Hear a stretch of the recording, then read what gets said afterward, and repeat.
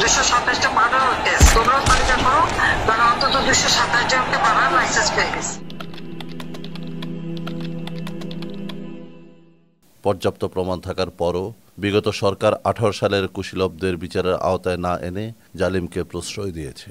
এর কারণ হলো বিগত সরকারের সাথে সাদপন্থীদের বিশেষ সখ্যতা। যেমন মেহের আফরোজ চুমকি, সাবেক এমপি, মহিলা আওয়ামী লীগের সভাপতি এবং মহিলা ও শিশু বিষয়ক মন্ত্রণালয়ের প্রতিমন্ত্রী। বাংলাদেশি সাদপন্থীদের শীর্ষ নেতা ওয়াসিফুল ইসলামের খালাতো বোন এই মেহের আফরোজ চুমকি। ফ্যাসিবাদী বয়ানের অন্যতম মাস্টারমাইন্ড ডেইলি স্টারের মাহফুজ আনাম, সাদপন্থীদের প্রধান নেতা ওয়াসিফুল ইসলামের ভগ্নিপতি। সাদপন্থীর শীর্ষ নেতা ওয়াসিফুল ইসলামের বড় ছেলে ইয়াসিন ইসলামের স্ত্রী ওয়াশিংটনের এক প্রভাবশালী ইহুদি পরিবারের মেয়ে জেনিফার ফ্যারেল।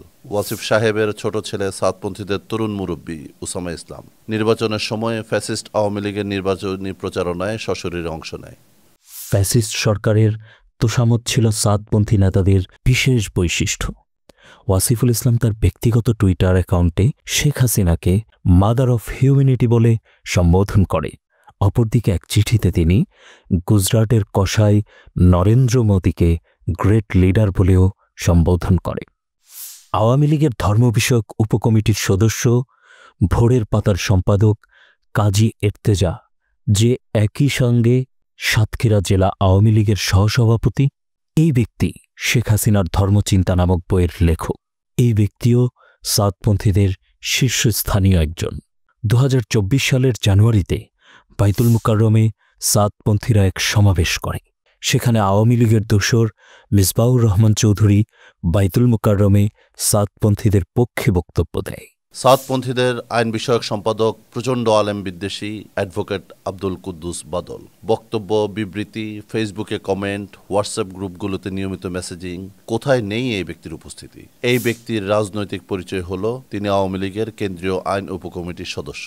গত 18 ডিসেম্বর টঙ্গী হামলার পর আওয়ামী লীগের ভেরিফাইড ফেসবুক পেজ থেকে সাদপন্থীদের পক্ষ নিয়ে লাগাতার বেশ কয়েকটি পোস্ট করা হয়। এ থেকে আওয়ামী লীগের সাথে সাদপন্থীদের গভীর সম্পর্ক আরও স্পষ্ট হয়। তাছাড়া সাদপন্থীদের গুরুত্বপূর্ণ নেতা প্রেস সচিব সায়েম, মিডিয়া উইংয়ের আতাউর রহমান, মিরপুরের আমির নুরুল আমিন ও জিম্মাদার সাথে আব্দুল খালেক প্রমুখ ব্যক্তিবর্গ আওয়ামী লীগের রাজনৈতিক কর্মকাণ্ডে সরাসরি সম্পৃক্ত ছিল। এমনকি তাদের অনেকে আওয়ামী লীগের নির্বাচনী প্রচারণায় শরীক হতো।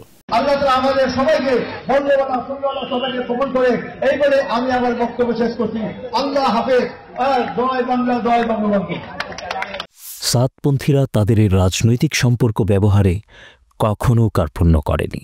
তারা সব সময় স্থানীয় প্রশাসন এবং আওয়ামী লীগের নেতাকর্মীদের ব্যবহার করে মসজিদের খতিব সাহেবদের কণ্ঠ জিম্মি করে রাখার অপচেষ্টা অব্যাহত রেখেছিল।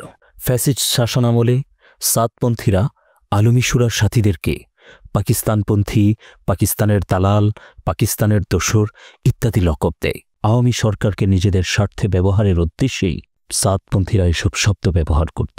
36 জুলাই স্বৈরাচার সরকারের পতনের পর সাদপন্থীরা রাতারাতি তাদের খোলস পরিবর্তন করে ফেলে।